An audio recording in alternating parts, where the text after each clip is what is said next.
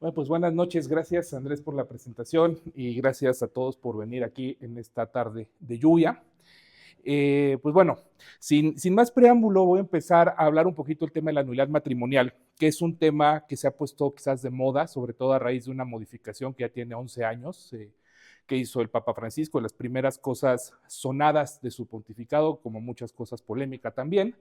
Y quiero empezar con esta pregunta, que esta pregunta me la hizo una contraparte, es decir, yo era abogado del esposo y pues a la hora de hablar con la esposa me hizo esta pregunta, ¿no? Porque me decía, oiga, licenciado, pero esto de la nulidad es una cosa nueva, ¿no? Porque a mí me enseñaron que el matrimonio no se puede romper y no te puede separar, y entonces esto de ser nuevo es estas cosas progres que se le ocurren a la gente. ¿Y desde cuándo existe? Le dije, bueno, señora, pues desde que hay iglesia, ¿no? La nulidad matrimonial no es una cosa nueva, es una cosa que es parte de la naturaleza misma del matrimonio. Y me dijo, bueno, licenciado, me está diciendo entonces que nunca me casé. Le dije, bueno, yo no le estoy diciendo que no se casó, pero esa es la pregunta correcta. Esa es la pregunta que está en el fondo de los procesos de nulidad matrimonial. Si las personas que fueron a una boda y dijeron que se aceptaban y recibían mutuamente, efectivamente se casaron o no. Dicho en términos un poquito más técnicos, si el intercambio del consentimiento de los contrayentes tuvo efectos jurídicos, causó efectos en el mundo del derecho y por efecto de los efectos jurídicos, tuvo efectos sacramentales. Porque si no existió el acuerdo en términos jurídicos, tampoco existió el sacramento. El sacramento del matrimonio, como tal cual lo dice el Código de Derecho Canónico, es un contrato elevado a la dignidad de sacramento. Y como todo contrato, puede ser válido o no. Entonces, bueno, aquí vamos a saltarnos mi presentación personal, pues, y esto es lo que vamos a cubrir el día de hoy. ¿Qué es y qué no es el matrimonio? Hablar de la alianza conyugal, sus fines y sus elementos esenciales. Hablar cuando el matrimonio no es, o sea, cuando se queda solo en apariencia. Y por último, vamos a hablar un poquito de qué hacer. La pastoral de la verdad, que también se le llama pastoral judicial, y el proceso canónico específicamente matrimonial. Entonces, primero vamos a hablar de derecho canónico a grandes rasgos, muy grandes rasgos, y hay que entender que el derecho canónico es el derecho que la Iglesia hace para gobernarse a sí misma. O sea, la Iglesia en cuanto a sociedad perfecta, perfecta no porque no se equivoque, sino porque se basta a sí misma, es decir, no necesita otras sociedades para existir, aunque convive con ellas, puede y debe regularse a sí misma. Entonces, el derecho canónico es el derecho que la Iglesia hace para sí misma, y pues dentro de ese derecho canónico vamos a encontrar todo lo que atañe a la vida interna de la Iglesia, ¿no? ¿A qué derechos tenemos como fieles? Bueno, primero, ¿quiénes somos los fieles de la Iglesia? ¿Quiénes formamos parte de la comunidad eclesial? ¿A qué tenemos derecho? ¿A qué estamos obligados? Oye, si yo quiero saber si el 12 de diciembre cayó en sábado y yo fui a misa el sábado en la noche, ¿tengo que ir a misa el domingo también? Pues es una pregunta muy práctica, ¿no? Bueno, el derecho canónico nos puede dar la respuesta, porque el derecho canónico no, por sí solo no te va a hacer santo, pero sí te va a decir cuándo cumpliste y cuándo cumpliste. Para eso sirve, ¿no? Entonces, lo que nos va a dar es un piso mínimo, cuándo sí, cuándo no. Ya lo demás es otra cosa. El matrimonio en concreto, pues es una realidad muy grande. Es un camino de santidad, es una vocación, ya ahora lo reconoce desde el Vaticano II, pero lo acaba de decir casi con esas mismas letras el Papa. Es una vocación, es un camino de santidad, y como camino de santidad puedes llegar tan alto y tan lejos como tú y tu cónyuge quieran. O no, también, ¿no? Te puedes quedar en el mínimo indispensable, pero si te quedas por debajo del mínimo indispensable, pues a lo mejor no hay matrimonio. Y entonces ahí es donde entra el estudio de la nulidad matrimonial. Por eso podría parecer, me ha pasado en algunos grupos, que me dicen, oiga, licenciado, pero qué mal está el derecho canónico, qué poquito dice del matrimonio, está como muy básico. Sí, pues ese es el trabajo del derecho. Si quieres saber más del matrimonio, pues hay teología sacramental, hay estudios de pareja, de cómo vivir mejor matrimonio, eso no está en el derecho, pero sí está el mínimo indispensable, cuando sí, cuando no, y por eso es importante. Entonces, dicho esto, vamos a ver qué es y qué no es el matrimonio. Y vamos a hablar de la alianza conyugal y sus elementos. Esta es una cita de la Constitución Apostólica Gaudium et Spes del Vaticano II y dice, fundada por el Creador y en posesión de sus propias leyes, la íntima comunidad conyugal de vida y amor se establece sobre la alianza de los cónyuges, es decir, sobre su consentimiento personal e irrevocable. Así, del acto humano por el cual los esposos se dan y reciben mutuamente, nace aún ante la sociedad una institución confirmada por la ley divina. O sea, aquí viene mucha información. Lo primero, fundada por el Creador. El matrimonio lo creó Dios, no nosotros, no los hombres, no la sociedad. Dios lo hizo cuando hizo el mundo, cuando hizo al hombre. Al hombre lo pensó para tener mujer.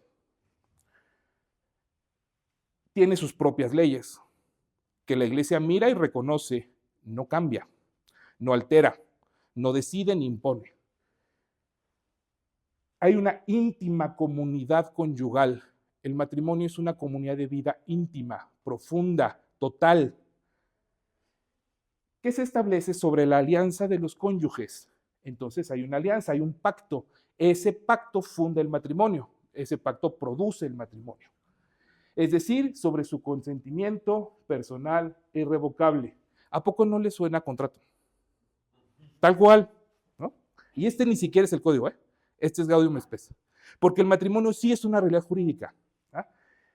Así, del acto humano por el cual los esposos se dan y reciben mutuamente, nace una institución confirmada por la ley divina. Entonces, los esposos, esto tal vez ya lo sabían, o los novios al casarse, ellos mismos son ministros de su sacramento.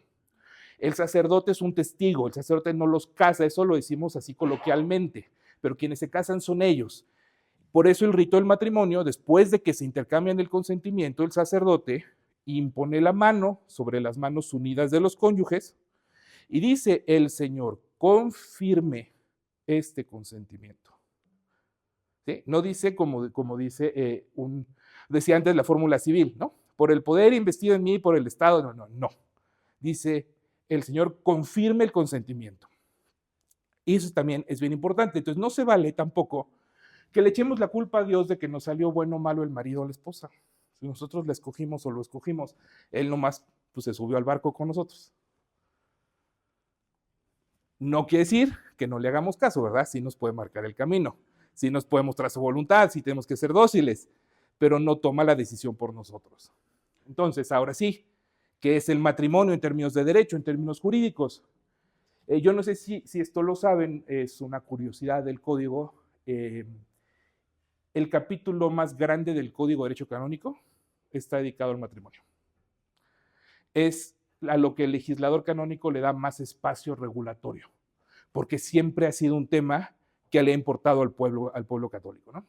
Entonces, la regulación del matrimonio empieza en el canon 1055, que nos da precisamente pues una primera definición. Dice, la alianza matrimonial por la que el varón y mujer constituyen entre sí un consorcio de toda la vida, ordenado por su misma índole natural, al bien de los cónyuges y a la generación y educación de la prole, fue elevada por Cristo Señor a la dignidad de sacramento entre bautizados. Por tanto, entre bautizados no puede haber contrato matrimonial válido que no sea por eso mismo sacramento. Entonces ya ahí no hay duda. El matrimonio es un contrato elevado a sacramento, pero es un contrato. Y los contratos, aquí hay muchos abogados, no me van a dejar mentir, un contrato es un acuerdo de voluntades. ¿Sí? Lo mismo que una alianza, que un pacto. El primer parágrafo del canon utiliza el término alianza porque el contrato matrimonial es más que un solo contrato. Es un contrato garantizado por Dios, no por cualquier persona. O sea, Dios se sube tanto al barco con nosotros, y es como cuando vas a rentar una casa o a pedir un crédito y necesitas un aval. Entonces le pides a un aval que te firme, que te dé un pagaré, ya los pagarés no son tan comunes, pero te firme. ¿Qué pasa si tú no pagas? Le cobran al señor, ¿no? O señora. ¿no? Incluso puedes hasta garantizarlo con un bien y entonces te quitan el coche, la casa, lo que sea. Dios firma tu pagaré matrimonial. Por eso es una alianza, porque garantiza tu pacto, pero no deja de ser pacto. Por eso, el mismo canon vuelve o sea, al volver a hablar del matrimonio, dice contrato, ¿sí? No es una contradicción. el matrimonio es más que un contrato, pero en su esencia es contrato, y entonces cuando el código dice contrato matrimonial se refiere específicamente al acto del intercambio del consentimiento. Lo demás, pues ya, ¿no? Es el extra.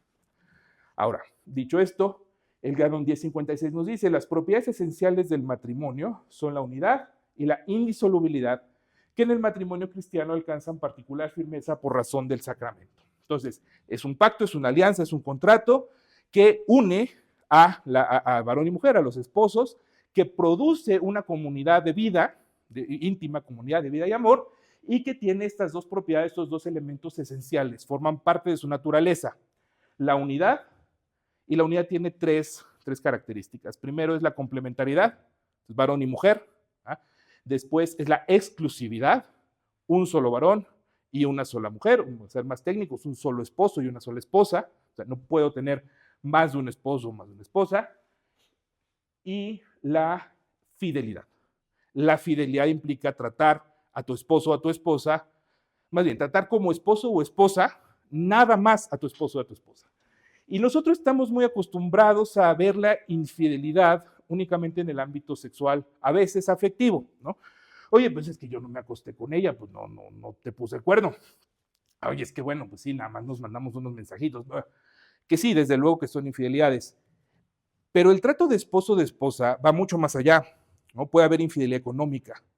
Si yo todo lo que gano se lo doy a mi madrecita buena que me tuvo 9 meses en su pancita y dejo sin comer a mi familia, estoy siendo infiel a mi esposa, económicamente, con mi mamá. Hay que ir al psicólogo. Entonces, y así, ¿no? O sea, tengo mi mejor amiga y le cuento todo, lo que no le cuento a mi esposa, y le cuento mal, hablo mal de mi esposa, pues esa mejor amiga, híjole, cuidado, ¿no? Esas también son infidelidades porque solo tengo una esposa y le debo solo a ella el trato de esposa. Y luego está la indisolubilidad. La indisolubilidad también tiene dos características. Primero, es irrevocable. No me puedo arrepentir, ¿no? El otro día fuimos a una renovación matrimonial y le digo, oiga, padre, yo no veo en dónde dice que ya no acepto los términos y condiciones. Pues la única opción es renovar. Pues sí, la única opción es renovar. Ya no te puedes zafar. Y la indisolubilidad en sentido estricto no lo puedes romper. No sé si veían Los Simpsons, pero hay un capítulo muy chistoso que el abogado se para y dice, la ley define contrato como un acuerdo que no se puede romper. Ajá, no se puede romper. Nadie lo puede romper. Y el 1057 nos dice que produce el matrimonio. El matrimonio lo produce el consentimiento de las partes, legítimamente manifestado entre personas jurídicamente hábiles, consentimiento que ningún poder humano puede suplir. Si no hay esto, no hay matrimonio. Si no hay consentimiento de las partes, si no está legítimamente manifestado, o sea, como la ley dice, y si no hay personas jurídicamente hábiles, no hay matrimonio.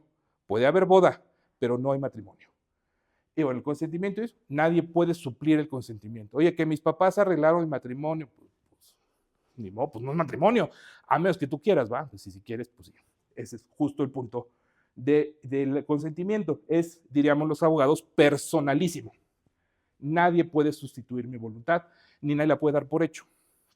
Entonces, tenemos la alianza matrimonial, esta realidad de pacto y contrato, sobre la cual se forja, se construye un consorcio para toda la vida, ¿no? Consorcio es compartir la suerte, no la suerte del melate o de la lotería, la suerte de lo que viene, lo que va a pasar, ¿no? Juntos. Es sacramento siempre que hay es entre bautizados y es entre hombre y mujer. Está construido sobre el consentimiento. El consentimiento matrimonial es la entrega y aceptación mutua. O sea, yo me doy todo a ti y te acepto a ti toda entera. Ajá. Es un acto de la voluntad. Y decía la doctora Carmen Peña, una canonista de comillas, decía, el consentimiento necesita un objeto. El objeto de ese consentimiento es el otro en su conyugalidad. El otro como esposo, el otro como esposa. Es decir, en todas las partes de su ser que implica el ser esposo o esposa, ¿no? En términos corporales, físicos, pues, términos psicológicos, espirituales, en todo lo que implica ser esposo o esposa. Ese es el objeto matrimonial, porque el matrimonio siempre es concreto. Tú no puedes decir, yo me caso, ¿con quién? Pues no sé, no, es siempre concreto, con una persona específica. Entonces, por eso el otro. tiene estas propiedades esenciales que ya platicamos y tiene dos fines fundamentales, dos fines esenciales que también son parte de su naturaleza. Antes, el código anterior, el de 17, decía hay uno primario y uno secundario. El código de hoy no, los pone al mismo nivel.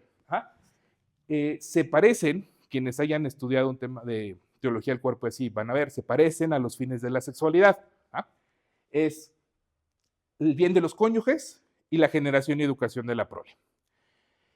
El bien de los cónyuges se parece al fin unitivo y el de la generación y educación de la prole de los hijos al fin procreativo. Pero no son lo mismo. ¿Por qué no son lo mismo? Porque el matrimonio incluye a la sexualidad, pero es bastante más que sexualidad. Entonces los fines, y bueno, en el mismo sentido, incluyen la parte sexual, pero se extienden más allá.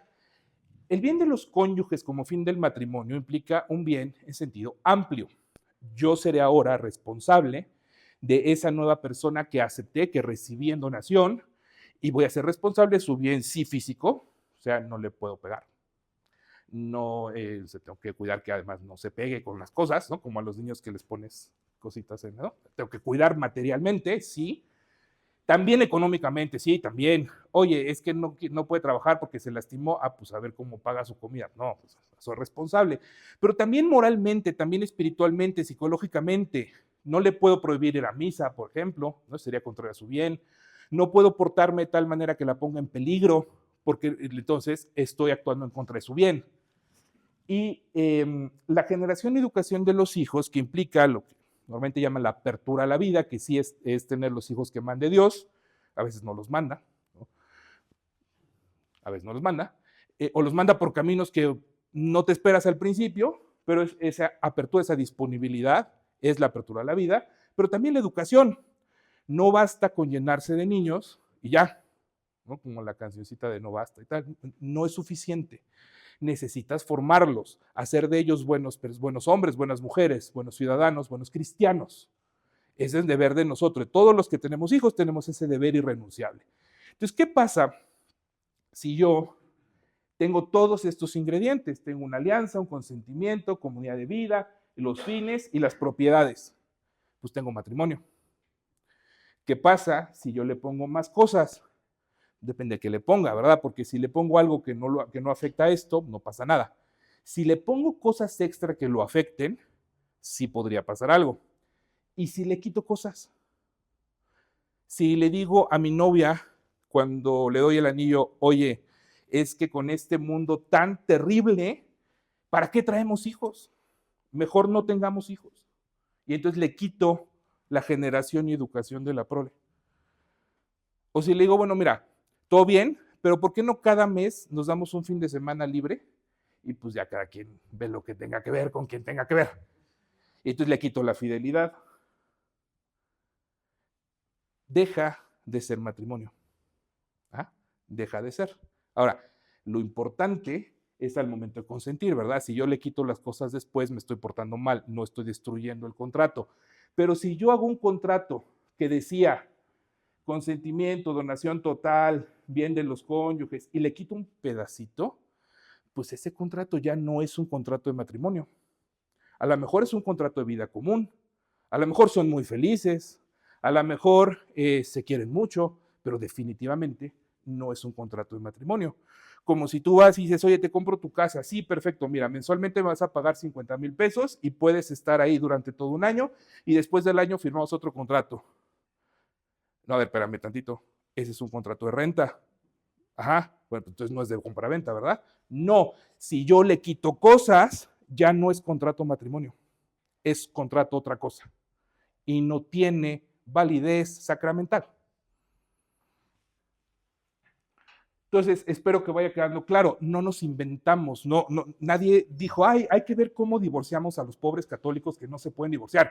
Ese no es el planteamiento y si lo es muy mal, ¿no? Es más, hasta será un delito canónico si lo enseñas así, porque eso está prohibido por el derecho. Es vivir en la verdad de lo que cada pareja acordó, si era o no era matrimonio. Y todos tenemos el derecho inalienable a establecer nuestra relación con Dios desde la verdad. Tan es injusto tratar a la persona que sí está casada como soltero y por una falsa misericordia dejarle que vaya y se case cuantas veces quiera, eso está muy mal y hace mucho daño. también está mal tratar como casado al que no lo está y tratar de forzar una realidad que solo es apariencia, porque también hacemos daño a su alma. Y el fin del derecho y el fin de la iglesia es la salvación de las almas. La ley está hecha para el hombre y no el hombre para la ley. Ahora, ¿cómo sabemos si un matrimonio no es? Bueno, primero hay que tener claro que sí es. Si tenemos claro que sí es, va a ser bastante más sencillo ver cuándo no es. Entonces hay tres grandes caminos para estudiar una posible nulidad. No sé si se ven, no están aquí, perdón. Es que en otra presentación sí viene. Son los tres caminos que nos dice el 1057. El matrimonio lo produce el consentimiento de las partes legítimamente manifestado entre personas jurídicamente hábiles. Entonces vamos a ver qué pasa cuando falta cualquiera de estos tres ingredientes. Empezamos por la inhabilidad jurídica. El Canon 1058 dice que todos los fieles, todos los bautizados tenemos derecho a contraer matrimonio, mientras el derecho no nos lo prohíba. ¿Cuándo nos lo prohibirá el derecho? Bueno, pues cuando queremos contraer matrimonio contrario a la naturaleza misma del matrimonio. Oye, que yo me quiero casar ¿con quién? Con mi novio. Híjole, Adrián. Pues en la iglesia no vas a poder, amigo, ¿no? Ok. ¿Cuándo es por bien común? ¿No? Porque a lo mejor hay ciertas razones que hacen que es mejor que no me case, como los curas. Los curas no se pueden casar por una decisión de disciplina, porque la ley dice no se pueden casar.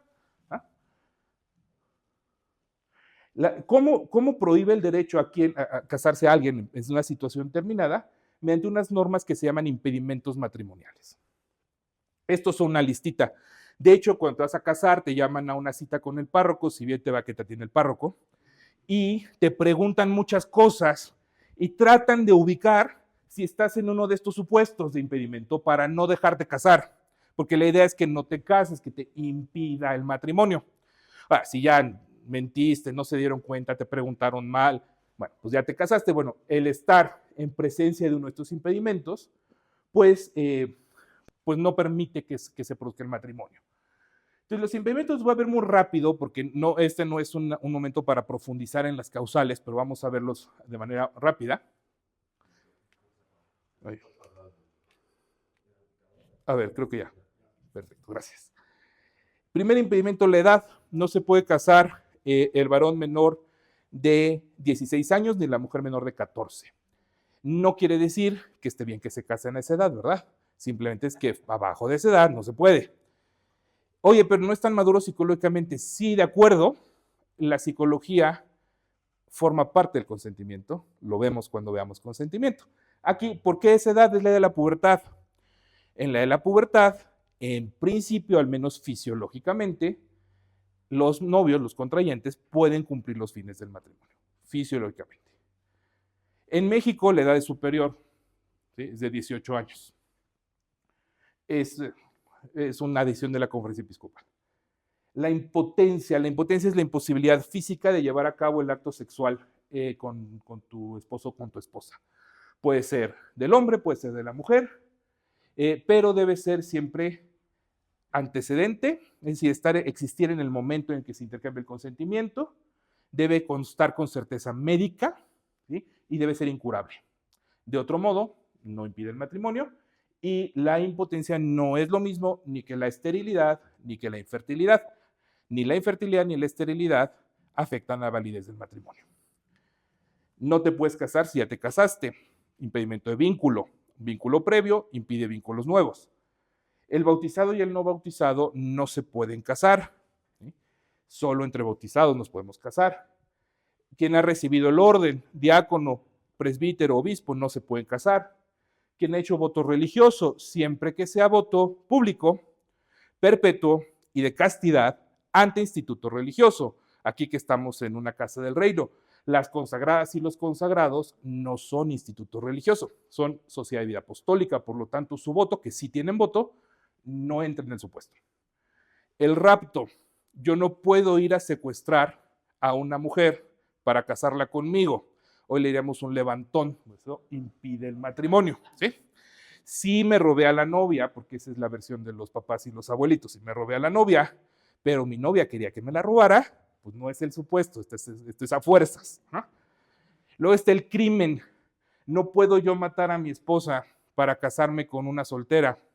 Es que, ¿qué van a decir de mí si estoy aquí, que el abogado, no sé qué, pues mismo que me divorcie, pues mejor la mato? No. ¿Ah? Ni tampoco puedo matar al cónyuge de la niña que me gusta, o al revés, ¿no? No se pueden casar los parientes consanguíneos, nunca ascendientes y descendientes, o sea, papás, abuelos, nietos, etcétera.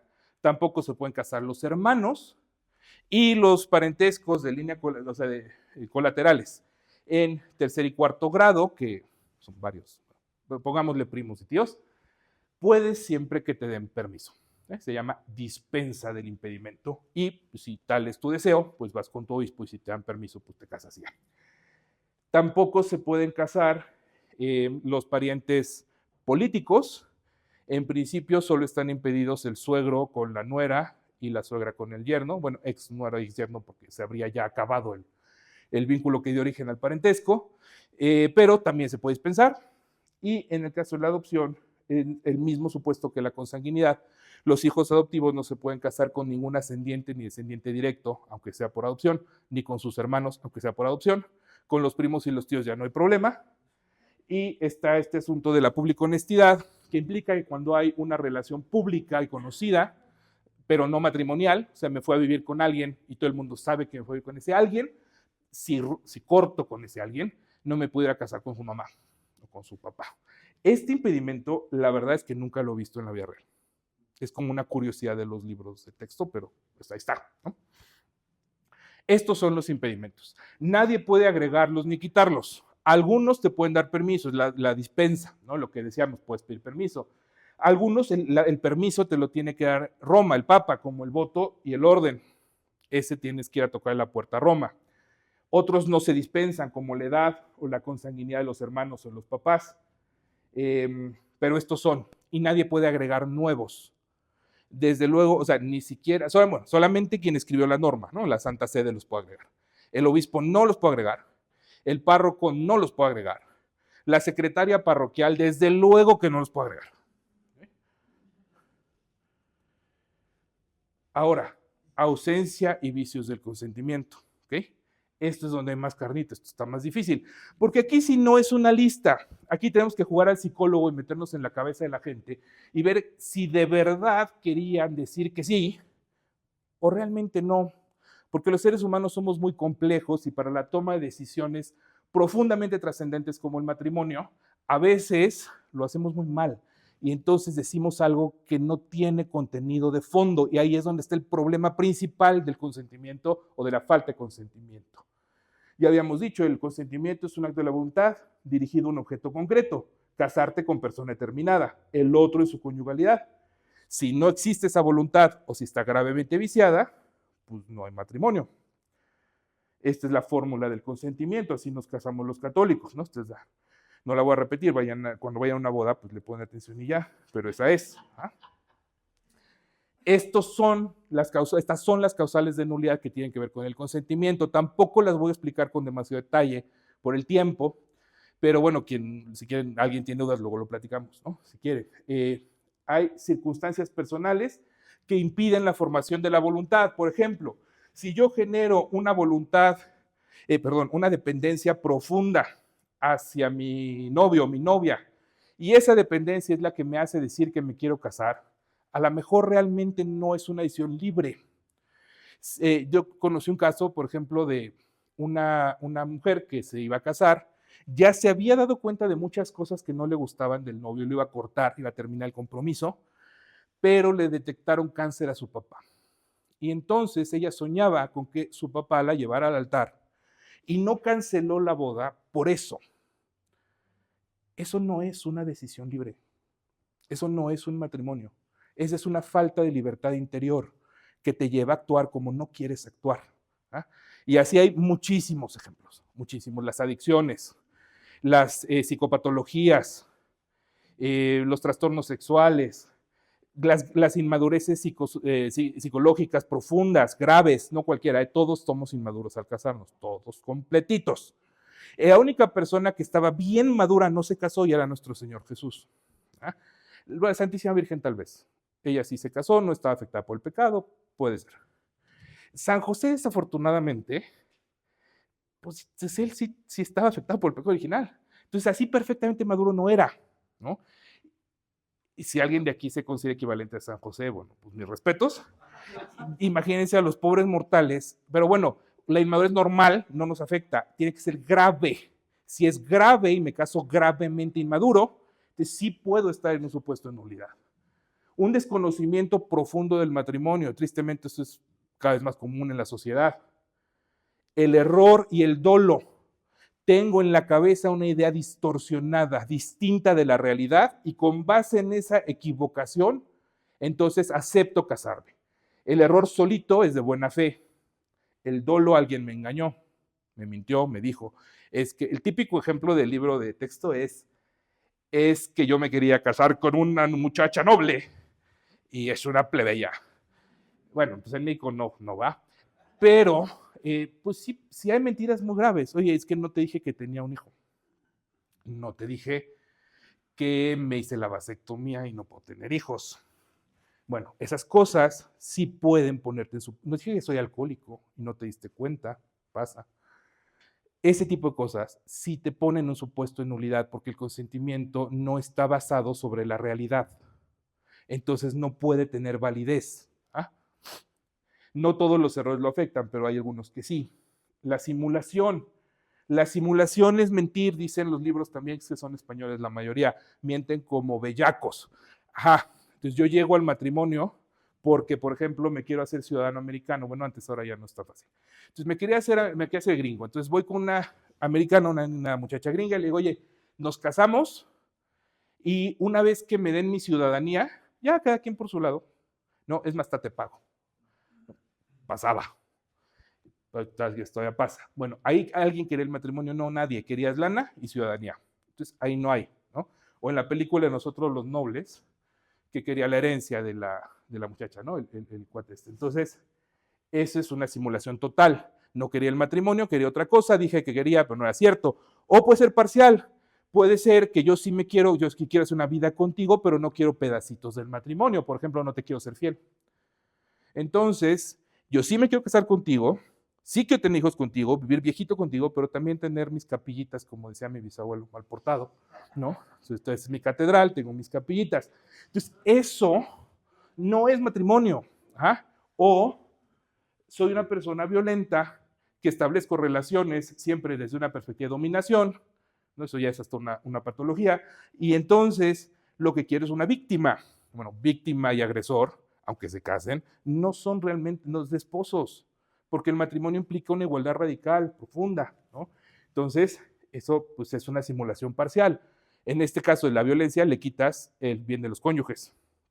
En el caso de la fidelidad le quitas la propiedad de la unidad. Y así puedes tener varias, ¿no? La condición, oye, yo me caso contigo, pero solo si nos va bien. Entonces vamos a darnos 5 meses de prueba y vemos.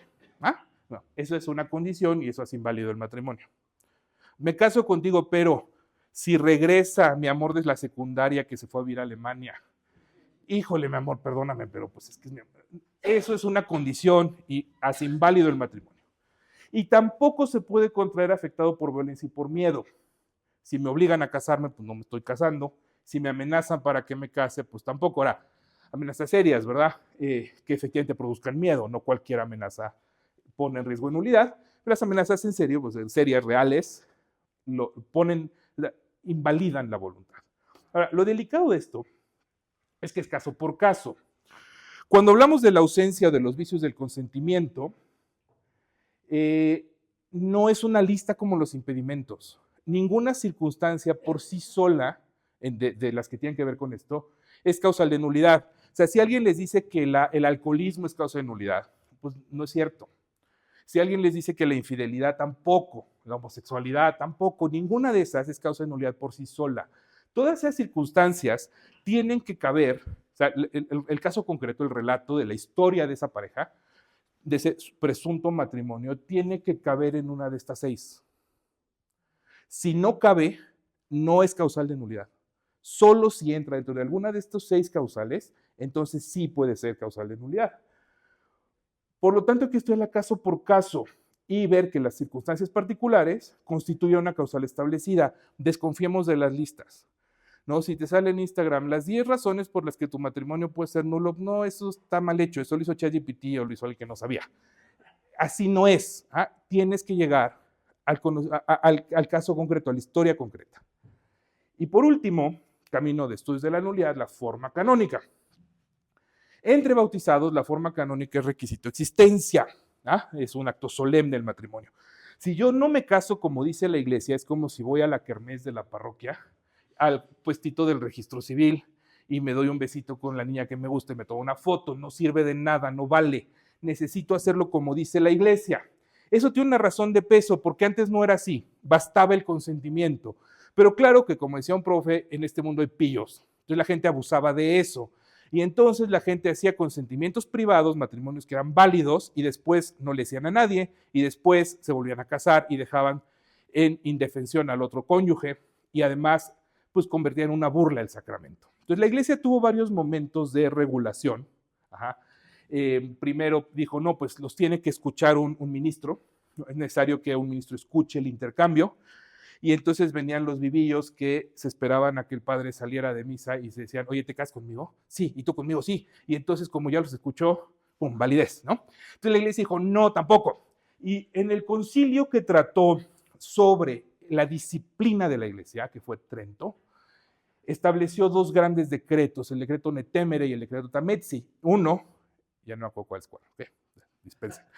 Uno estableció la forma, que es vigente al día de hoy, y el otro dijo, si no te casas, si no te casas. Entonces, desde el Concilio de Trento, los bautizados estamos obligados a casarnos como dice la iglesia.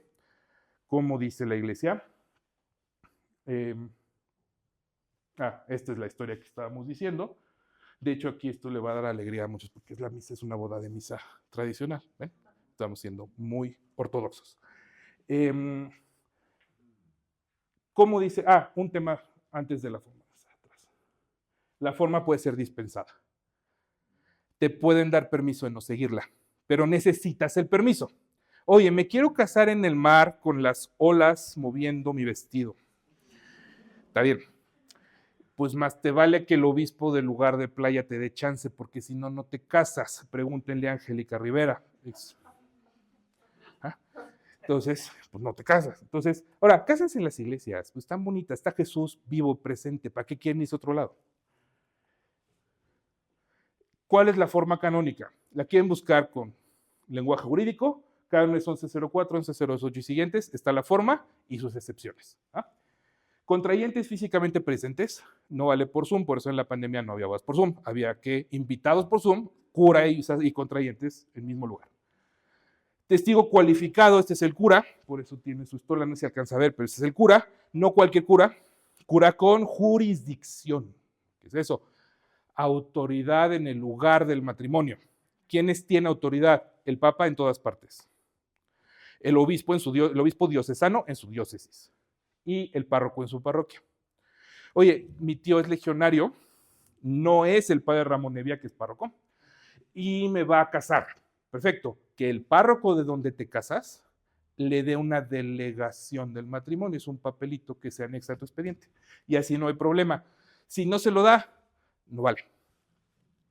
Testigos simples, dos testigos simples. Si se fijan, no hay padrinos, el matrimonio no tiene padrinos, esa es una costumbre. Es una costumbre sana en la medida que escojamos buenos padrinos, yo creo que es algo que ayuda, que es bueno, pero no forma parte de la estructura jurídica. Son dos testigos simples que basta con que sean bautizados mayores de edad. En ningún lado dice que tengan que estar casados por la iglesia, que tengan que llevar una vida moral irreprochable, en ningún lado lo dice. Nada más dice que sean bautizados mayores de edad. Lugar sagrado. ¿Qué es un lugar sagrado? El templo parroquial, las capillas debidamente registradas, los anexos al templo parroquial, la oficina del cura, el presbiterio, lugares sagrados. Las capillas privadas como la de aquí, si están debidamente registradas, sí, con permiso del párroco. Fuera de eso, pues no es lugar sagrado, los cementerios son lugar sagrado, los católicos. No creo que te quieras casar ahí, pero bueno, es lugar sagrado, ¿no? Fuera del lugar sagrado tampoco vale. Y la fórmula del consentimiento, los católicos No decimos votos matrimoniales, eso es de los gringos protestantes. Los católicos intercambiamos nuestro consentimiento. Los votos los hacen las monjas y los monjes, y las consagradas y consagrados. Nosotros hacemos las fórmulas, no las podemos cambiar. Si queremos cambiar la fórmula porque no me gustó, pues no sé si es fácil o no, pero hay un camino. Tomas tu próximo vuelo a Roma, vas al Pontificio Consejo de los Textos Litúrgicos, convences a los monseñores que cambien la fórmula, la publican y todo bien. Tú no la puedes cambiar. El cura tampoco, porque le pueden poner o quitar cosas y puede alterar el contenido de obligaciones del matrimonio y hacerlo inválido. ¿No? Entonces, evitémoslo. Bueno, cuando se vayan a casar. ¿Va? Y ahora sí, ¿qué hacer? ¿Cómo llegamos a declarar una posible nulidad? Pues tenemos que ir a un tribunal eclesiástico, a que un juez eclesiástico de la iglesia nos diga que el matrimonio es o no es nulo, es o no es válido. ¿Por qué un juicio? ¿Por qué no platicamos con el párroco o con el director espiritual? Porque el juicio en principio está diseñado para garantizar lo mejor posible que se llegue a la verdad. Entonces, tú afirmas algo, mi matrimonio no valió, tienes que traer tus pruebas, tienes que dejar que el otro cónyuge aporte sus pruebas, sea a favor de la nulidad o a favor de la validez, y además le asignan un defensor al matrimonio. Una persona que su trabajo es decir el matrimonio sí valió, que se llama defensor del vínculo sagrado. Y tienes que pelearte, o sea, litigar contra ese defensor del vínculo para convencer a 3 jueces, uno de los cuales es sacerdote, que el matrimonio no tuvo efectos, ¿no? Que hubo una boda, pero no hubo matrimonio, que hubo un matrimonio nulo. Consta de 2 fases. Una fase prejudicial que implica el estudio del caso. La fase prejudicial, su objetivo es no llegar con cualquier caso al tribunal, sino que una persona formada, normalmente lo hace gente del propio tribunal o lo hacemos los abogados privados, estudiamos el caso y vemos si hay causales o no y si las podemos probar o no. Es fundamental. Si falta alguna de las dos, no vamos a tener éxito en el tribunal. ¿Okay? Entonces no tiene caso acudir. Entonces, si hay causales, si las podemos probar, podemos pasar a la fase judicial. Es el juicio en sí mismo. Se inicia con la admisión de la demanda, que se llama libelo, y la notificación a la parte demandada. O sea, hay que notificar al otro. Decirle, oye, tu expareja dice que su matrimonio fue nulo. Y después se establece una fórmula de dudas. El tribunal se pregunta si el matrimonio entre fulanito y fulanita celebrado en la fecha tal, en tal lugar, es nulo por las siguientes razones, y ahí vienen las causales, ¿no? Por simulación, por falta de forma. Y entonces, cuando el tribunal examina las pruebas, que mayormente son testigos, la prueba principal en los procesos de nulidad son testimoniales, tanto la declaración de las partes, que en realidad se llama confesional, pero bueno, es un testimonio, y la declaración de los testigos, aunque puede haber más pruebas, ¿no? Mensajes de texto, no sé, lo que sea, cualquier cosa podría llegar a ser una prueba, cualquier cosa que sustente la narrativa de hechos, pues. Una vez que el tribunal examina las pruebas, toma la decisión y, le avisa al defensor del vínculo, el defensor del vínculo defiende el matrimonio, y el tribunal examina las pruebas y dice, me consta o no me consta que el matrimonio es nulo. Solamente si el tribunal alcanza certeza moral, puede declarar que el matrimonio es nulo. Si tiene dudas, debe declarar que es válido. Si todo parece, la historia es muy convincente, pero no hay ningún elemento que sustente la veracidad de los hechos, tiene que declarar válido al matrimonio. Solamente cuando hay certeza moral. Por eso es bien importante cuando se presenta un caso que la fase prejudicial esté bien hecha y que se presente un caso en el que el tribunal vea con claridad cuáles son las causales, cuáles son los signos de las causales previos al matrimonio y posteriores, y tenga suficientes elementos de prueba. De lo contrario, el tribunal va a responder la validez. Está obligado a hacerlo. Ahora, hay 3 grandes mitos que yo he visto en mi experiencia sobre el proceso de nulidad, todos debidamente matizados, ¿no? El primero es que es un proceso muy largo, muy caro y muy difícil. Es difícil y largo en la medida que es un juicio que es técnicamente complejo, o sea, hay que estudiarle para poder sustentar un caso, si no, aquí pregúntenle a mis amigos que estamos también en este rollo, hay que estudiarle. Entonces Entonces, eso sí tiene una dificultad técnica. Es largo porque hay que probar una situación, ¿no? Pero bueno, a ver, depende. Los tribunales que trabajan bien y que le echan ganas y tal, lo resuelven 1 año, 2, ¿sí? Entonces tampoco es tan largo. Es cierto que hay tribunales que se tardan más, a veces mucho más. También es cierto, ¿no? El tribunal que nos toca, bueno, el tribunal se establece de acuerdo al domicilio de quien demanda, de quien es demandado o donde se celebró el matrimonio. Entonces, hay una cuarta que es donde donde se van a recoger la mayoría de las pruebas, pero esa, pónganle un asterisco, quédense con las 3 primeras. Hay tribunales que sí son más tardados. La nulidad es un divorcio católico. Espero con todo mi corazón que después de la exposición que hice, nadie sostenga este mito, porque no es eso, ¿eh? Aunque puede ser que haya personas que lo vean así y traten de malutilizar el proceso para llegar allá. Y todos los fieles tenemos el deber de tratar de impedirlo. Y el otro mito, que es el otro extremo, es que es muy fácil, ¿no? Porque como el Papa Francisco publicó su reforma, ahora ya cualquiera se puede separar y obtener su nulidad. Pues tampoco es cierto. La reforma del Papa Francisco hizo un poquito más accesible el proceso y lo hizo un poquito más rápido, pero no agregó causales ni modificó el fondo. Y bueno, ¿cuál es o cómo es más o menos el proceso hoy en día? Basta una sola sentencia. Antes tenías que tener 2 consecutivas. Entonces te decía el primer tribunal, sí, tu matrimonio es nulo. Tenías que apelar tu sentencia y obtener una segunda sentencia que dijera, sí, tu matrimonio es nulo, para volverte a casar. Ahora ya no, basta una sentencia, siempre y cuando la otra parte no lo apele. Hay que pagarle al tribunal una cuota que se llaman costas judiciales, porque el tribunal eclesiástico pues no se beneficia de nuestros impuestos, ni votamos por esos jueces en la elección judicial. Entonces, pues no, esa parte hay que pagarles, ¿no? Cuesta, en cuanto a las pruebas, a lo mejor te piden que te hagas un estudio psicológico, pues hay que pagarle al psicólogo. Si tienes un abogado, como en mi caso, pues hay que pagarle al abogado porque comemos y luego sí nos gusta comer bien, entonces, ni modo, ¿no? Es muy difícil dar tiempos. Desconfíen de quien les dé tiempos precisos, porque no se puede, depende de muchas cosas, pero yo ya les dije un parámetro. Tribunales que funcionan medianamente bien, 1 año o 2 puedes tener una sentencia. Y bueno, algo quizás lo más importante de toda la plática, ya para terminar, es que el proceso de nulidad, y en general todos los procesos judiciales de la Iglesia, son una pastoral de la verdad, son un servicio a la verdad. O sea, yo no estoy aquí y me dedico a lo que me dedico porque me gusten los divorcios. Si quisiera eso, estaría en el juzgado familiar, divorciando millonarios y no preocupándome de mi sustento. ¿Ah? Estoy aquí porque me encanta el matrimonio, porque estoy enamorado de mi vocación y porque no es justo que la gente vea ejemplos de cosas que no son matrimonios y tome la decisión de si se casa o no se casa por esos malos ejemplos.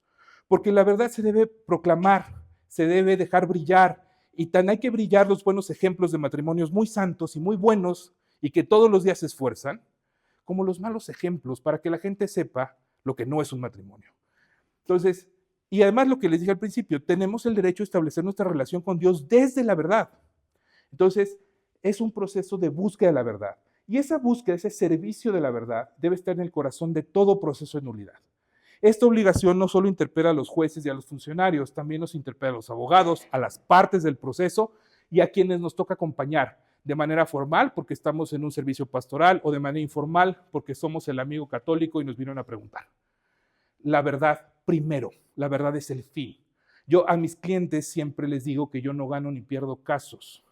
Yo les ayudo a llegar a la verdad de su situación. Si están casados y el tribunal les dice que están casados, yo considero que ganamos, porque llegamos a la verdad. Y si no se casaron y el tribunal declara su nulidad, considero que ganamos, porque llegamos a la verdad. ¿Ah? Esa es la obligación principal de quienes acompañamos en estos casos. Y para terminar, les voy a leer este pequeño fragmento de un discurso del Papa Juan Pablo II a la Rota Romana.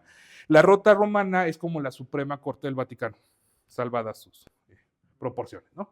Dice, la ardua misión del juez, y aquí en estos corchetes metámonos todos los que nos interesa el tema, es ciertamente ministerio de verdad y de caridad en la Iglesia y para la Iglesia. Es ministerio de verdad en la medida en que viene salvada la genuidad del concepto cristiano de matrimonio. es un ministerio de caridad hacia la comunidad eclesial, a la que se preserva del escándalo de ver en la práctica destruido el valor del matrimonio cristiano. Entonces, pues bueno, esto es lo que tengo para compartirles hoy, y pues si alguien tiene algún comentario o pregunta, con todo gusto. Muchas gracias.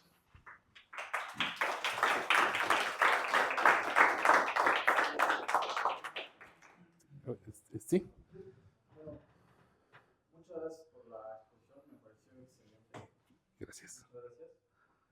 Yo no soy abogado, entonces seguramente la terminología me va a ir y todo, pero bueno, tú me corriges si digo alguna abogada. Mi pregunta va más en el plano filosófico, teológico. Supongamos que dos católicos bautizados contraen el vínculo y todo bien, todo como en su forma y todo bien. Y luego sucede cualquier cosa, se presentan, pasa todo el proceso y no por mala fe, pero digamos, o sea, el juez o los jueces determinan con certeza moral, porque al final todas estas cosas tienen un elemento subjetivo, claro. Me imagino. Entonces, cabe el espacio del error, supongo. Y lo digo justamente no de mala fe, digamos que los que sancionan que en efecto no existió el matrimonio, pero nosotros sabemos que sí existió. Ahora, en cuanto a las palabras de nuestro Señor cuando dijo a San Pedro de que tú tienes autoridad para atar aquí y desatar, y lo que tú ates quedará atado y lo que desates desatado. Cuando suceden esos casos y la Iglesia sanciona que no existió, por las palabras de nuestro Señor, efectivamente no existió, o cómo funcionaría allí en esos casos. Ok, es muy buena pregunta. El supuesto es si un matrimonio es declarado nulo por el tribunal, todo bien, pero en realidad, en los hechos, realmente es válido. A ver, sí es cierto que Jesús le dijo eso a Pedro, pero Jesús también dijo que lo que ha unido Dios no lo separa el hombre. Las sentencias de nulidad son declarativas, quiere decir que nada más dicen la verdad o lo que aprecian como la verdad. La Iglesia asume la posibilidad del error. Lo asume al grado que las sentencias que tienen que ver sobre el estado de las personas, o sea, si son casados o no casados, o si son clérigos o no clérigos, porque aquí estamos hablando de matrimonio, ¿no? Si son casados solteros, o sea, si un matrimonio es válido o es nulo, nunca causan estado, es decir, siempre pueden impugnarse. Puedes presentar una demanda de nulidad o puedes impugnar una sentencia de nulidad en cualquier momento, las veces, entre comillas, que quieras. Sí, obviamente la Iglesia te exige que si vas nuevamente a presentar la causa, tengas nuevas pruebas o nuevos hechos, porque si no, esto sería una cosa interminable. Entonces sí tiene que haber un punto de certeza, pero bueno, de certeza de cara a la comunidad, ¿no? Pero si se admite, tan se admite la posibilidad de error que siempre se pueden revisar. Ahora, si es de buena fe, si el error es de buena fe y todos creyeron que era nulo, las mismas partes, los jueces, etcétera, bueno, pues me preocuparía más en términos morales, en términos de la persona que realmente está casada y ahora le dieron, entre comillas, permiso de portarse como soltero. Pero bueno, si es de buena fe, pues claramente no estaría en un peligro moral grave, ¿no? En cambio, si la persona o varias personas colaboraron para obtener una sentencia que no se apega a la verdad, porque corrompieron al tribunal, que puede pasar, porque mintieron en el tribunal, que puede pasar, pues entonces a lo mejor obtienen su sentencia, pero normalmente están cometiendo adulterio, ¿no? Entonces, en términos, pues ese es un efecto que me parece ahí más grave. Sí. Pero el vínculo, cuando la Iglesia sanciona, ¿el vínculo permanece? O sea, digamos, aunque la Iglesia sancione, si el vínculo fue bien, o sea, no hay nada que lo... No. La Iglesia diga, no... El matrimonio rato y consumado no lo puede disolver nadie, bajo ningún concepto, ni el Papa en persona, nadie lo puede disolver. Por eso la sentencia siempre es declarativa. La sentencia dice, el matrimonio nunca existió, pero no es que rompa algo que había. Es que dice, lo que yo veo es que no existió. Ahora, en ese yo veo, pues sí hay un espacio de posible equivocación. O sea, hay todo un proceso para tratarlo de evitar, pero sí, la posibilidad del error existe y es una sentencia meramente declarativa. Sí.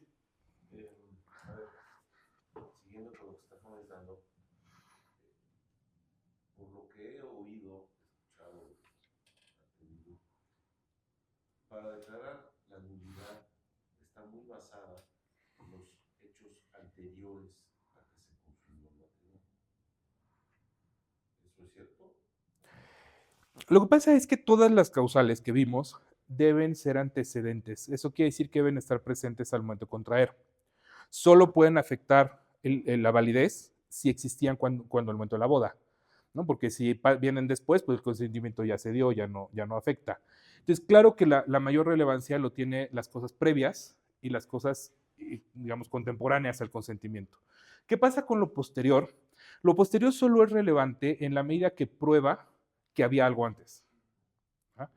Entonces, si, por ejemplo, una persona tenía una esquizofrenia, pero no había detonado hasta después, y detona después, pero mediante un análisis, un estudio psiquiátrico, se detecta que lo que sea, esto es un ejemplo que a lo mejor estoy fuera de mi campo de expertise, ¿no? Pero se detecta que la causa está previa, pues sí, ahí habrá afectación a la validez. Pero si la esquizofrenia viene de por ejemplo, el surgimiento de un tumor que produce síntomas parecidos a la esquizofrenia, entonces no afectará la validez. Y la otra pregunta era la siguiente. ¿Qué responder? ¿Cómo asesorarse cuando tú dices voy a pedir mi nulidad matrimonial y gente consanguínea, íntima, muy cercana, te dice no me vuelvas a hablar los días de tu vida? ¿Qué contestas? Pues mira, es una pregunta difícil de contestar porque implica la relación personal con gente que quieres, ¿no? Y uno va a tener que valorar qué pesa más. Si esa manera rígida de ver las cosas, pero conservar un vínculo o no. Yo lo que creo es que en los casos de matrimonio vale la pena, cuando hay una duda fundada, investigar la verdad, porque es el punto central, es lo que importa. O sea, cuando yo llegue a presentarme delante de Dios, yo me voy a ver en la verdad de lo que soy, casado, o de lo que fui en la tierra, casado, soltero, y cómo me comporté en relación con eso. Y bueno, pues yo como laico, si soy soltero, pues tendría el derecho de casarme. Es más, podría estar llamado a casarme si soy soltero, y podría estar cerrándome un camino vocacional por mantenerme en una visión rígida que no se corresponde con la enseñanza de la iglesia. O sea, la iglesia no te dice que no intentes la nulidad, sino la iglesia sería la esquizofrénica, para que establece tribunales y luego te dice que no es cierto, ¿no? Entonces, el pensar que la nulidad es una especie de cosa contramatrimonial o contra la enseñanza legítima o contra lo que dijo Jesús, realmente lo que evidencia es una carencia en la formación. Es que no han comprendido qué es el matrimonio. O sea, para defender el matrimonio hay que saber qué es. Yo no puedo defender algo que no sé qué es porque caigo en este tipo de situaciones. Entonces, yo siempre invitaría, en general, ¿no?, a buscar la verdad. La verdad siempre debería ir acompañada de la caridad, pues tampoco está bien usar la verdad para lastimar. Entonces, pues yo creo que habría que buscar, a lo mejor con un discernimiento cuidadoso, cómo presentar el tema a quien enfrenta, a quien pone esta resistencia, ¿no? Yo creo que iría por ahí. José Carlos. Adrián, en relación con esta última pregunta, a una persona que está en la situación de un matrimonio fallido, sea que se haya vuelto a casar civilmente o que no esté en esa situación, ¿por qué la animarías a ponerse la pregunta de si su matrimonio es válido o no es válido? ¿Por qué buscar la nulidad? ¿Por qué los animarías? Es una primera parte, y una segunda parte porque puede crear inquietud justamente en el si buscar este proceso, ¿no? ¿Cuál es el estatus de los hijos, de los hijos cuando hay un caso de nulidad? Sí, son las dos muy buenas inquietudes. A ver, la primera, yo animaría, yo no animaría a cualquier persona que se separó a buscar la nulidad, a menos de que identificara en el relato una sospecha fundada de posible nulidad, ¿no? Suena a que eso no fue del todo un matrimonio. ¿Por qué lo animaría? Un poco relacionado con la pregunta anterior, porque le animaría a buscar la verdad, a plantearse, más allá de si se casa después o no, cómo se va a relacionar con Dios, su acceso a los sacramentos, la posibilidad de vivir pues como Dios pide, como pide la iglesia, la posibilidad incluso de sanar heridas, porque no es lo mismo decir fracasé en mi matrimonio a mi matrimonio no existió. O sea, fracasó la relación porque no era un matrimonio. ¿No? Creo que cambia interiormente la manera de verlo, eso lo he visto en mis clientes. Entonces yo los animaría por eso, pero no a cualquiera. ¿No? Sí, sí hay veces que escuchas y dices, híjole, pues te portaste muy mal, amigo o amiga, ¿no? Esto no tiene nada que ver con la nulidad, esto es que la regaste muy feo. Entonces, sí lo haría, lo hago cuando veo sospechas posibles de nulidad. Y en cuanto a los hijos, que efectivamente es un tema que preocupa a muchas personas, los hijos son hijos de sus papás, no del vínculo jurídico. Este tema de los hijos legítimos y no legítimos está muy superado por el derecho. ¿No? El derecho no distingue ya, o sea, no es culpa de los hijos si los papás están bien casados, mal casados, son convivientes, la monja se embarazó o sea, eso el derecho no importa. Y tampoco le importa a Dios, a Jesús, ¿no? O sea, el hijo es hijo de sus papás y punto. Claro que puede generar una crisis identitaria, ¿de dónde vengo? ¿No? Vengo de una mentira. Bueno, es que no es del todo una mentira, porque la boda sí la hubo. Y entonces sí hubo una convicción, muchas veces fundada y de buena fe, de que había algo ahí, que había un matrimonio ahí. Y pues eso no se lo puede reprochar a nadie, ¿no? Si tú creíste que tu matrimonio era válido porque hubo una boda, porque es lo que te enseñaron, porque tal, de ese matrimonio hay hijos, pues no hay ninguna mala fe, no hay ningún engaño, no hay ninguna mentira. Los hijos son hijos y listo, ¿no? Aunque después se vea que esa boda, que es real, porque eso nadie lo cuestiona, de que se casaron, o sea, de que fueron a una iglesia y te cambiaron sus votos, pasó, ¿no? Entonces, su consentimiento, perdón, pasó. ¿Ah? Entonces, bueno, pues eso es lo que diría de los hijos. Sí, Ricardo. Primero que nada, gracias por la charla. Me gusta subirte a ese lado. Y pues mira, el otro día platicado con un padre, justo yo le hacía la pregunta y me gustaría saber tu opinión. Yo le decía, padre, es que todo el mundo se casa pues, por temas sociales, pues por seguir la línea de la vida. Es lo que toca. Entonces, ¿qué tanto? Digo, poca gente pues, tiene la formación, ¿no? O se dedica a investigar, ¿no? A vivir el matrimonio como es. ¿Qué tanto debe ser la ignorancia, ¿no? Porque podrías, como yo le pregunté al padre, ¿y tú qué opinas?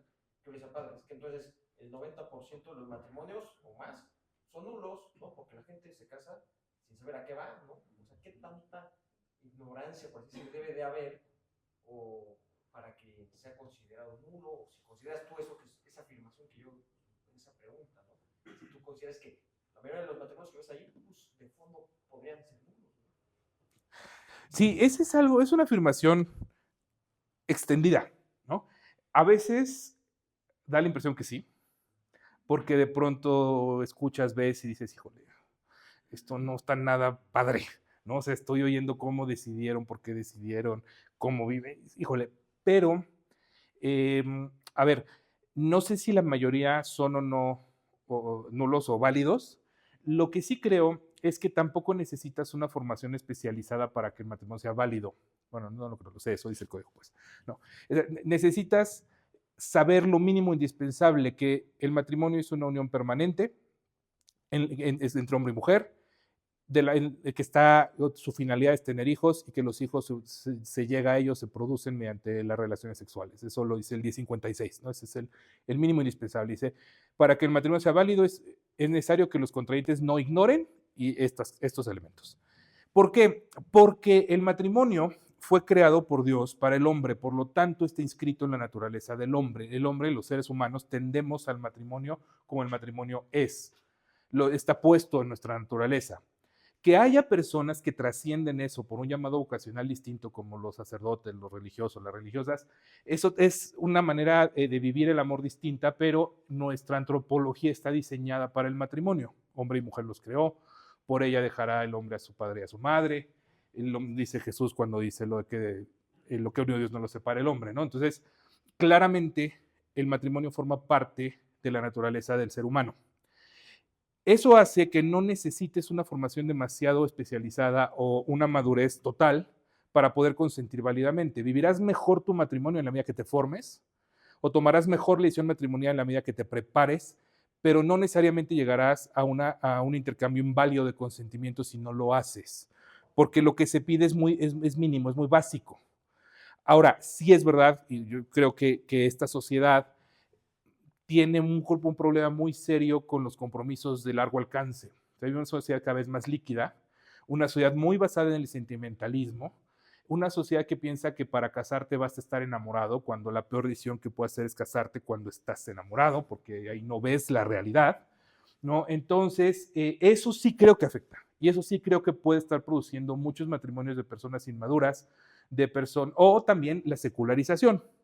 No, un mundo en el que el cristianismo pasó a ser marginal o está pasando a ser marginal, y entonces los conceptos cristianos ya no están en la mentalidad de la gente y piensan cosas bien raras. Entonces, en esos casos sí creo que puede haber o sea, que se esté extendiendo la posibilidad de matrimonios nulos, pero no es porque se necesite formación especializada, sino porque han entrado ideas, formas de pensar, maneras de vivir que contradicen la naturaleza del matrimonio, y eso se ha ido arraigando en la sociedad. Agregando, estaría bien, dices que son los mínimos, pero si salimos a la calle y le preguntamos a los matrimonios, ¿tú sabías cuáles son los mínimos de matrimonio? Sí. Tal vez no se lo saben. Sí, de acuerdo contigo. Más una sociedad secularizada, sí puede pasar, seguramente pasará. Sí. Un poquito dentro de la línea de eso, ¿qué pasa si una pareja ya casada a X años se da cuenta que cumplen algunas de estas condiciones y su matrimonio es nulo, pero quieren mantenerse? ¿Se tendrían que volver a casar o casarse? Sí, es una pregunta buena con respuesta compleja. Primero, los matrimonios se presumen válidos. Entonces, si nadie impugna el matrimonio, no tenemos derecho a irnos preguntando, oye, ¿será que tu matrimonio, o sea, ¿no? De matrimonios ajenos, ¿quién lo puede impugnar? ¿Los cónyuges o el promotor de justicia en casos particulares, que es como un fiscal relevante para esto, ¿no? Si una pareja de pronto se forma y dice, oye, yo creo que mi matrimonio fue nulo, podrían no hacer nada y pues la presunción mantendría, o sea, para efectos prácticos, no pasaría nada. Si eso les molesta en la conciencia, que es muy probable, lo que podrían hacer, o lo que tendrían que hacer, es acercarse con su párroco, con su director espiritual, plantear la situación. Hay dos remedios. Un remedio es la convalidación, y ese se utiliza cuando no hubo consentimiento o fue consentimiento defectuoso e implica volver a contraer. ¿Ah? Y la otra se llama sanación en raíz. Esa es una gracia de la iglesia. Entonces, cuando sí hubo consentimiento, pero faltó algo, por ejemplo, la forma, el obispo puede conceder una gracia que sana el matrimonio, ¿no? Lo vuelve válido de manera retroactiva desde el momento que se casaron. Porque la gracia pues, es eterna, entonces puede ir para atrás y para adelante, pero solo puede aplicarse cuando hubo consentimiento. Si no hay consentimiento, es necesario convalidar. O sea, la convalidación no a fuerzas es una boda, una nueva, bueno, o sea, sí, en sentido técnico, no en sentido que no tienes que volver a hacer todos los trámites. La convalidación puede hacerse directamente con el párroco. Adrián, si entiendo bien, creo que entiendo bien. El caso más común de causal de nulidad en los tribunales es el grave defecto de discreción de juicio. No sé si puedes ahondar un poco, aunque lo has hecho ya, sobre ese punto, y sobre todo sobre las banderas rojas, porque creo que en los casos tienden a repetirse ciertos patrones que cuando uno los ve dice, pues esto entra por aquí, porque hay ciertas situaciones que en esos casos como que se repiten, es como si fueran moldes. Sí, de hecho, el Papa Francisco en la reforma que hizo, en la parte previa, mencionó algunas, ¿no? El grave efecto de discreción de juicio, que muchos le dicen inmadurez, pero no es nada más la inmadurez, implica un defecto en el proceso deliberativo, en el proceso de toma de decisión matrimonial. De tal manera que si ese defecto no existiera, no hubiera estado presente, las partes, una o las dos, hubieran llegado al resultado contrario, a no elegir el matrimonio, o más bien, a elegir no casarse. Pero estos condicionamientos internos de orden psicológico vienen, alteran la voluntad y llevan a la persona a pensar que sí realmente quiere un matrimonio cuando en realidad no lo quiere. Como el caso el ejemplo que ponía de la señora que su papá tuvo cáncer, como en muchos casos el matrimonio por embarazo, ¿no? Es que ya se embarazó y entonces tengo que responder, me voy a ser responsable y eso implica que me case y me case por la iglesia. es un poco arcaico, pero lo ves pasar todavía. Entonces, ese tipo de cosas lo que hacen es alterar la voluntad auténtica o robar la libertad a las personas. Ejemplos, pues hay muchísimos, porque la realidad supera por mucho lo que ahorita nos podríamos imaginar. Pero ahí están todos los, ay, se me fue, bueno, sin llegar a las psicopatologías, el grado anterior de los trastornos de la personalidad, trastornos psicológicos, como el trastorno de personalidad dependiente, como un trastorno el obsesivo compulsivo, maníaco depresivo, como trastoque, en sus grados más altos pueden efectivamente alterar la voluntad, la pérdida de voluntad interna por ideas muy firmes, muy rígidas, por situaciones que escapan de control. Yo tuve un caso de una señora que tuvo una depresión muy fuerte y tenía un mejor amigo que le ayudó a salir de la depresión, pero eran mejores amigos, a ella no le gustaba a él, pero a él sí le gustaba a ella y se enamoró de ella, entonces le pide que se casen y ella no se siente capaz de decirle que no, pero porque está emocionalmente atada a todo lo que este cuate hizo por ella. Entonces se casa con quien no quiere como esposo, quiere como amigo, ¿no? De hecho, eso lo dice, me casé con mi mejor amigo. Y evidentemente, pues eso no va a producir un matrimonio porque no hay una atracción, no hay una relación de esposos. Entonces, todas esas cosas entran dentro de esta causal, por eso es una causal muy socorrida. Y banderas rojas, a ver, yo una que he identificado como en el 95% de los asuntos es si tus papás, la gente que te quiere, tus amigos, hermanos, te dicen que no te cases, lo más probable es que estén viendo algo que por lo que no te vas a casar, no que estés en el mundo Romeo y Julieta. Entonces hay que tratar de escuchar a las objeciones de la gente que te quiere, ¿no? Tu papá arregló tu matrimonio, es supuesto aparte, pero en general eso es un tema. Las dudas profundas, ¿no? Oye, creo que no me debería casar, pero es que ya pagaron mis papás el salón y ya dieron un depósito y qué van a decir. Da igual qué van a decir. Trabaja y págale a tu papá, pero no te metas en una cosa que va a ser muy doloroso y difícil salir, que te va a costar mucho más caro que el dinero que se pueda perder. El embarazo, ¿no? Yo tengo unos amigos que se embarazaron jóvenes en la principio de la universidad y tomaron una muy buena decisión de no casarse en ese momento.